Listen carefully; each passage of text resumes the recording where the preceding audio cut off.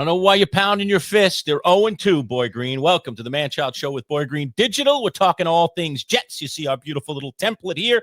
We do it every week with our Jets Insider. Today's broadcast brought to you by our friends at Play It Again Sports, so you can bring in your used sporting goods and get money for them and buy other people's goods at discounted prices. It's phenomenal. Go see our friends at Play It Again today. We'll hear a little bit more about them a little later in the broadcast. But let's bring him in. He's our Jets Insider each and every week.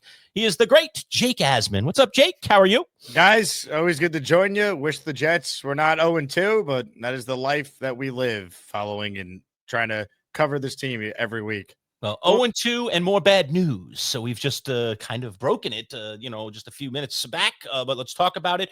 The concussion has indeed gotten Justin Fields out of this one this weekend. He is not going to play, and it is going to be Tyrod Taylor. So let's get your reaction upon hearing the news. What is it? Look, when Justin went down with the injury and they immediately said he's getting checked for a concussion, typically – you start to think, okay, well, he's probably not going to play this week, this early in the year. And now the NFL has way stricter guidelines with how you can clear the protocol. So typically once someone's deemed as a player in that concussion protocol, they miss at least a game. You very rarely see a player be able to clear in time for the upcoming week. So I'm not surprised. I don't know if it's that much of a downgrade either. I mean, if you tell me Justin Fields is going to play like he did against the Pittsburgh Steelers, then sure, it's a downgrade. But he was as bad as any quarterback the Jets have put out there on the field, in the last 15 years with that performance that we saw Sunday against the Bills. So I think Tyrod Taylor, you kind of know what you're going to get. You're going to get a guy, I think, with a high floor. Maybe the ceiling is a little limited, but I do think the passing attack can be successful. I think Garrett Wilson's going to get a lot of targets funneled his way. Tyrod's not afraid to throw downfield, so this could maybe, open up some things in the Jets passing game, but it's going to limit your ability to probably have this dynamic rushing offense that was predicated on what Fields does really well. So I don't know if it's a huge downgrade, but obviously we'll see what happens, because if, Tyrod plays well, do you stay with him for another week? It kind of opens the door now for, the quarterback controversy discussion, but we'll see. I mean, Tyrod could go out there, stink it up. The Jets can lose. Fields is healthy, and then, it's his job again. So a lot of different storylines that could come from this, but I don't think anyone should be surprised that for at least a game, it's going to be Tyrod over Justin Fields. Jake, you flirted with the button. I guess we might as well press it. You talked about it. If Tyrod Taylor comes in and performs, which again, he's a veteran. He's been around the league. This is his 15th NFL season. It'll be his first start in his brief tenure here with the New York Jets. If he performs well, what would you say if you're on the other side, especially coming off of Justin Fields' performance there week 2, which was less than ideal? Do you just sell it as, well, we'll keep letting Justin get healthy and keep riding the hot hand, which would be Tyrod Taylor? What would be your response to that if that does transpire this weekend? If Tyrod Taylor plays well and the Jets win, Boy Green, I would start him against the Dolphins. I mean, this team needs to win games. You're trying to change the culture, right? The only way you could do that, I believe, is by winning football games and this team learning how to win. And if Tyrod gives you the best chance to win, let Justin Fields sit for a little while, because I hate to say this, you're not rooting for this, but the history of Tyrod Taylor is he unfortunately can't stay healthy. Like, he'll not play poorly. He won't embarrass you. He can be solid. He can even have some really good games. But go look at the games played for Tyrod Taylor. I mean, the guy unfortunately has dealt with so many different injuries. In fact, 2 of the injuries he's dealt with have come against the Jets. And the irony of this game on Sunday, you have Baker Mayfield, whose career started when Tyrod Taylor got hurt versus Todd Bowles and the Jets in that Thursday night football game back in 2018. And now this week, you have Bowles, who's now coaching Baker Mayfield, against Tyrod, who's now making his first career start with the Jets. So there's some kind of wild parallels with some of the storylines for this game. But I mean, to me, if Tyrod looks good and they win, you play him until, unfortunately, he probably gets hurt, and then you go from there. Yeah, Jake, you mentioned Baker Mayfield, so let's talk about him. I mean, boy, he's playing good football. He was playing good football last year. He's doing it again this year. They're atop their division at 2-0, a nice start. He's been a big piece of why. So talk to me about Baker. What have you seen in him in recent years? Has it just been a great fit with Todd Bowles? Let's talk about what's gone on here, because he just seems like a really confident guy these days. Yeah, he's someone that I think you have to just respect how he plays, right? Teammates love him. He's willing to put his body out there and make plays. He'll get in your face and chirp the opposition. I just think he's a gamer. Like, he's someone that I think you just have to respect how he plays, because it's not like he's beating you with like unbelievable athleticism or he throws the farthest deep ball. It just seems like he beats you with his mind. He beats you with his guts, his effort. So he's one of my favorite quarterbacks to watch. I think, it's a really good situation he's found himself in, right? I mean, he was basically a cast-off. He goes over to Sean McVay briefly and gets to kind of learn from him and kind of rehabilitate his career. And then he took full advantage of what's gone down in Tampa the last few years. He's played so well that his last couple of offensive coordinators have been hired away to be head coaches. So I think when you look at Baker, you give him a lot of credit. It's not like he was awful in Cleveland, right? I mean, his last year he got hurt and the numbers were bad. They moved on. They made the Deshaun Watson trade, which has obviously aged as bad as any trade the Browns could have made. But he did win a playoff game in Cleveland, right? Like he did have a lot of success for Browns quarterback standards. So I always felt like he could be a decent quarterback if he got to the right spot. I never could have imagined that it'd be like Todd Bowles and his team being the right spot for Baker, but he's proved a lot of people wrong, and I think he's proven to be at the bare minimum, a quarterback that if you have the right pieces around him, you could go on a playoff run with. Jake, how afraid are you of this matchup? Because Baker Mayfield has proven to be everything that you just said.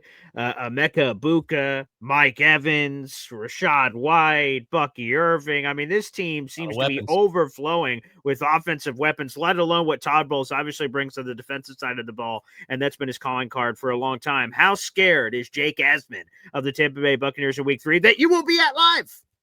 Yeah, I don't know if I'm scared. I can't sit there and say I expect the Jets to win, but I do like a couple things, believe it or not, that I think the Jets have going for them. One of the things I like going for them is that no one is going to pick the Jets. Like, I think after last week, you saw the Jets get embarrassed. I think they were too high internally kind of celebrating a loss. Like, I think the mentality, they didn't have the right compete level that they were going to need against the Bills. It feels like the talk of moral victory actually like permeated the locker room. Like I thought Glenn was way too positive last week talking about the first game. He's trying to build his guys up. I get it. But I think if he can have that one back, I think he would have approached it differently. This week, there's no positives going into the game, right? So no one's going to pick the Jets. I think a lot of players feel like they let the team down. They embarrass themselves. So I think you're going to get max effort from the Jets. It's also a short week for the Tampa Bay Bucs, and they're banged up. I mean, they lost one of their top defensive players for the season this week in Clancy. You look at their offensive line, still no Tristan Wirfs. I think the Jets, they have Sauce Gardner. I would expect them to shadow Mike Evans. You're worried about Egbuka. You're worried about some of the other weapons that Tampa has, but I don't think it's the worst matchup. And then, Jet fans know this well, Boy Green. Todd Bowles, like the classic Todd Bowles letdown game. We've seen this so many times. And, that the Bucs have started 2-0 every single season since 2020, yet they've never been 3-0 since 2005, right? So that means if history kind of follows suit, they're due to lose this one. So I'm trying to kind of find some reasons for some optimism. I wouldn't pick the Jets, but I think this is a really close game on Sunday. I'd be stunned if they got blown out. A lot of non-Jet fans, Jake, might not remember that Todd Bowles was the coach of the Jets, and it didn't go so well. And then he lands in Tampa a bit later, and wow, I mean, he's underrated in my opinion these days. I mean, he seems to make, lemonade out of oranges. I mean, I just feel like the guy gets little credit for what he's done, and I think he's done really, really good things in Tampa. Give me your take on him as a head coach in the NFL. Yeah, look, I thought he was brutal with the Jets, to be totally honest, Jim. So the fact that he's, been able to get this second opportunity and he went out there and it felt like he was going to be fired, right? Because he goes 8-9 with Tom Brady in his last year, and we're thinking, oh boy, like he's not going to be long for the job. But Baker Mayfield in a way has kind of saved his job, because the one thing with Bowles and the Jets, he never had a quarterback. He had the one flash in the pan year with Ryan Fitzpatrick, and then he reverted back to a pumpkin in 2016. Then after that, you had the McCown year. They weren't going to be any good. And then you had Sam Darnold for a year. So we never really had a quarterback. The year he had Darnold, he was a rookie. You're not expecting him to be a savior in year one. So he kind of was dealt a bad hand in some respects, but I also think he was way too conservative when he was a coach. The team had a lot of letdowns, like we were just referring to. It felt like at times the defense was a bigger problem than the offense for the Jets, and Bowles is supposed to be a stout defensive mind. So whatever he's done since leaving, and certainly having better talent at the quarterback spot certainly helps. He's turned out to be a solid NFL head coach. So I agree with you. Just like it takes time to develop if you're a quarterback a lot of times, I think maybe the same could be said for head coaches, but you just don't very often see head coaches who didn't have a ton of success in their first go around get another chance to be a head coach. So he's kind of an outlier, an anomaly in that sense too. Again, we're speaking of Jake Asman, ESPN Radio host extraordinaire, the architect of the Jake Asman Show, baby, joining us here on the Manchild Show, Boy Green Digital, in his weekly spot. Tell me, fact or fiction, Jake, here. Are the Jets what they say they are statistically? They're 21st in yards allowed and 30th in points allowed. Is the Jets defense just not as good as we think? Fact or fiction? Well, right now, that is a fact. I don't think they're this bad, though. I have been really disappointed with what we have seen defensively. This, to me, is a huge storyline if they get lit up again on Sunday. They have 8 of their 11 starters back from last year. They have Jermaine Johnson back. They have a defensive head coach. They have an experienced defensive coordinator. The defense should not be this bad. Their big free agent move was to sign Brandon Stevens. You can't blame Joe Douglas or Robert Saleh, the previous regime, for that decision. And he's been horrendous. So, I mean, Michael Clements, keeping him around is their decision. Like to me, the defense being as bad as it is alarming. And that falls on the head coach. That certainly falls on the coordinator. And if I'm Aaron Glenn, the biggest thing I'm doing this week is I'm being more involved in my defense. And I'm making sure that I'm putting my stamp on what we're doing Sunday, because that needs to be rectified or they have no chance. The Manchild Show with Boyd Green, talking with Jake Asman. It's our Inside the Jets segment. We do this every week with Jake. And don't forget to like our video, hit the thumbs up, and subscribe. Today's broadcast brought to you by our friends at Play It Again Sports. Let's just take 30 seconds, learn a little bit more about our friends at Play It Again. Warm weather sports season is here, and if you want to gear up and save money on some of the top brands of golf, soccer, and baseball equipment, and much more, Play It Again Sports can be your solution. With both new and gently used gear, Play It Again has prices way less than regular retail stores. And for all you golfers out there, get some quick money for those clubs you've got stashed away and are collecting dust. Play It Again is always looking for quality gear. No appointment necessary. Just bring it into the store. Play It Again Sports in the DeWitt Town Center on Erie Boulevard. Don't spend more. Play it again. Play It Again Sports. Syracuse.com. All right, back with Jake Asman at MC Show Digital as we talk sports with you here on a Thursday or Wednesday, excuse me. I haven't got my days of the week straight. Let's talk a little bit about connections. You know, the coaching world, Jake, is often a fraternity, and there is a connection between Todd Bowles and Aaron Glenn. Glenn was a player, and Bowles was his coach at one point. So what does that mean to this matchup, if anything? Yeah, I don't know if it means a whole lot. I mean, I know there's some familiarity there. I just think, like, if you're Aaron Glenn, like, you got to just be focused on getting this team ready to go, right? Like, how deflating was it immediately when you see the Jets just put themselves in a 10-0 spot, have a brutal turnover by Justin Fields, you know, the boneheaded penalties. I mean, like, as bad as the game was, Jim, it spiraled early, and if the Jets just could have made a play or two, it could. I don't know if they would have won, but I think it could have been a different feel. I mean, the fact that the Clemens play happened, if it doesn't happen, Bills probably kick a field goal. They're up 3-0.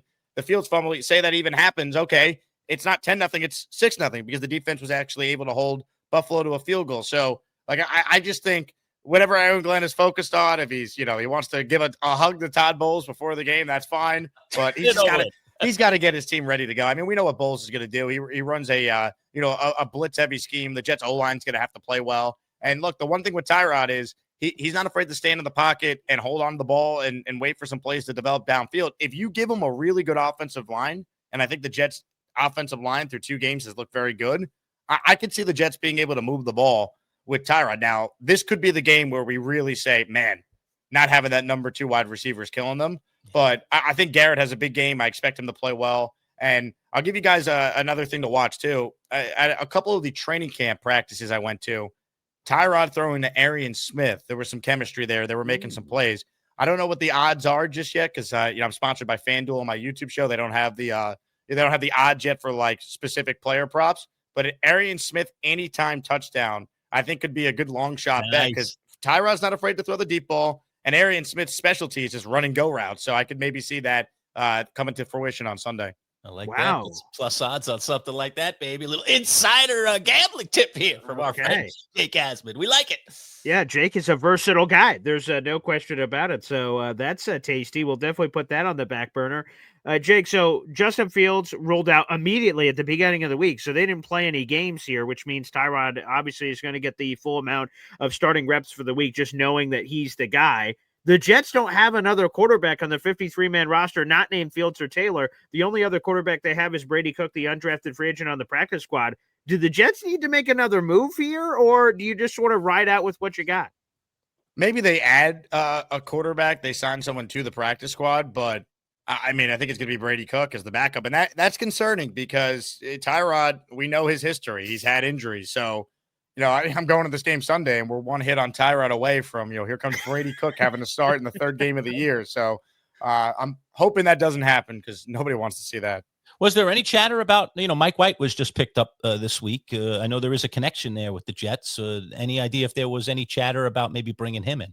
I didn't hear anything, but just knowing what I know about how that ended and, Woody Johnson going into the locker room after the debacle in Seattle and Mike White played through multiple fractured ribs and tried to gut it out and the Jets got eliminated. And he apparently said to Mike White, "You effing suck," or said it loud enough so Mike White heard him. Like that story came out in The Athletic, I remember last year. So I don't think Mike White would ever resign with the Jets based on that, but I could be wrong. But I didn't hear anything. But I do expect him to probably vet some potential quarterbacks to maybe add someone to the practice squad. Hey, Jets Jake. go ahead, jump in, bro. Yeah, I was just gonna give Jake a chance to promote it, which is cool because I know we have a lot of Jet fans that are both in both of our communities, the Asmaniacs and the Boy Green Coffee Club members, connecting all the dots here. So we know a lot of them are going here to this event that we could throw up right here on the screen with the happy hour and the Bourbon Room Bar. I'll let you promote.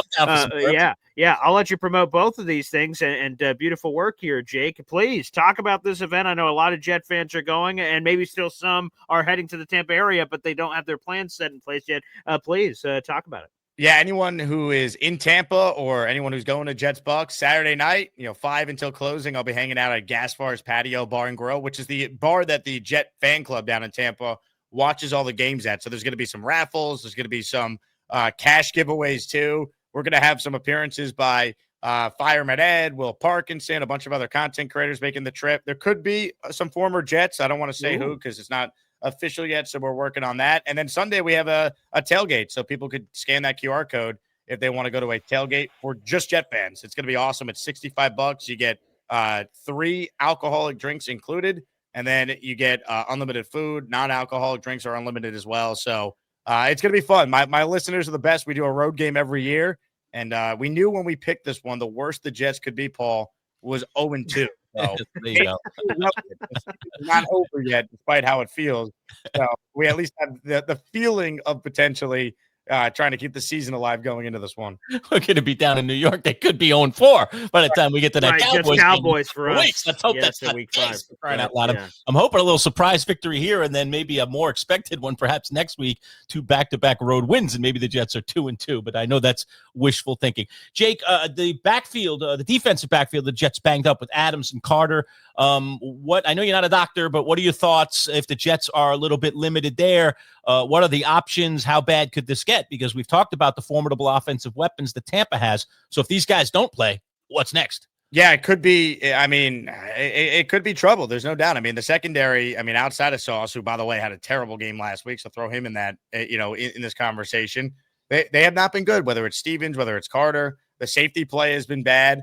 If they're down Michael Carter, next guy up is, maybe Qantas Stiggers. Maybe they give him an opportunity. If you really look at the Jets depth chart at that spot, they don't really have a true, nickel corner that you'd feel great about. Maybe Isaiah Oliver would get more of an opportunity. He's been a corner / safety in Steve Wilkes' defense previously. So it's, long story short, they don't have a ton of depth outside of their starters who are supposed to be really good. Sauce, Stevens, Carter, that's supposed to be a strength of the team, and that's been everything but that through the first 2 games. Let me ask you, could an injury open up the door the Jets fans wanted anyway? Tony Adams was one of those other injuries. Malachi Moore, the coaching staff seems high on him. The fans seem high on him. The rookie the Jets traded up for during the 2025 NFL draft. Could this just be sort of a happy accident and the player they wanted anyway just gets on the field because of these injuries? Yeah, he's a name to watch. Could this be the week AZ Thomas gets some opportunities to play? They used a 3rd-round pick on him, and, he played college ball not that far from where this game is at Florida State. So, maybe we see him as well. I do think Moore is definitely going to start, though, if Tony Adams can't go, because we saw Moore come in to basically finish the game as the starter at the safety spot once Adams went down. What's the takeaway for you from, the Jets get their behinds whooped by the Buffalo Bills in week 2? What are the ripple effects from that in your mind? I just think it's look, I knew it was going to take time with Glenn. I thought we were past those type of games, though. And, I did believe in what the Jets did in week 1 and allowing that to kind of carry over for them to compete against Buffalo. I picked the Jets to cover. I thought they would lose a close one.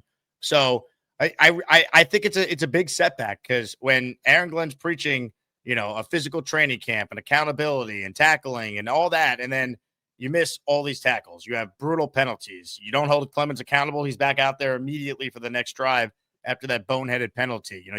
You basically were out of this game, midway through the second quarter. It felt like it was done.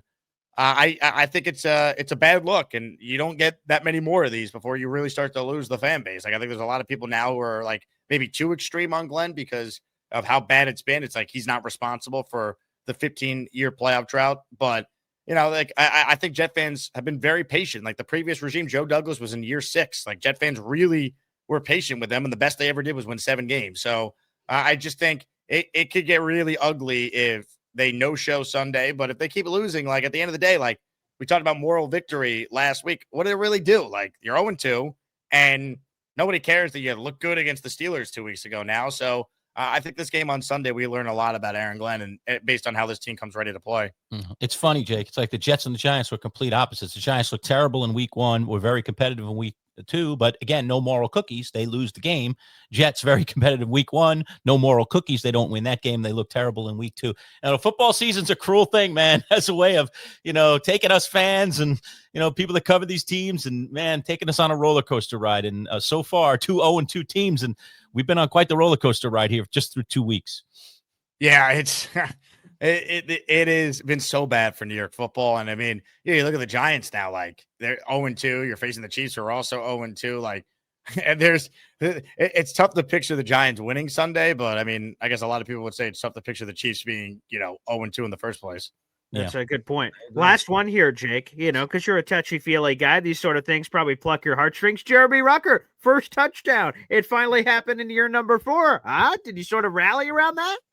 No, I mean, I'm happy for his family. I'm happy for Bill Rucker. I met him in person, and he's a nice dude. So, it's unfortunate it came in, that type of game, right? But, I mean, I'll say this for Rucker. I mean, he has not been a problem through the first 2 games, and we thought he would be. So at least he's played serviceable for a guy that, many thought didn't deserve to make the team going into the year. All right, Jake, always good to catch up to you, my friend. Thanks for giving us a little time this week. No problem, guys. Thank you for having me. And, hopefully next time we talk, the Jets with Tyron, baby, they get their first win of the season. Here we go.